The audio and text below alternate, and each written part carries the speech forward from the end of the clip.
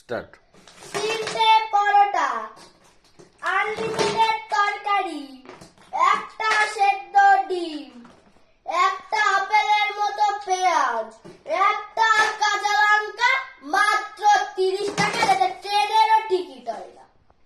এবার তোমাদের একটা কোশ্চেন থাকতে পারে যে এটার নাম পকেট পরোটা কেন?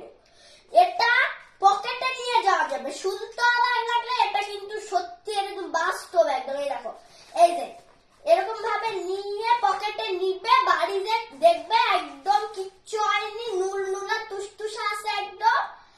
আর এটা কিন্তু একদম অয়েল ফ্রি, কোনো তেল দিয়ে ভাজা হয় না। অনেক পরোটা দেখে যেটা তেল দিয়ে চুপচুপা করে ভাজে, এটা কিন্তু এরকম না। আর তরকারিটা যত যাবে তত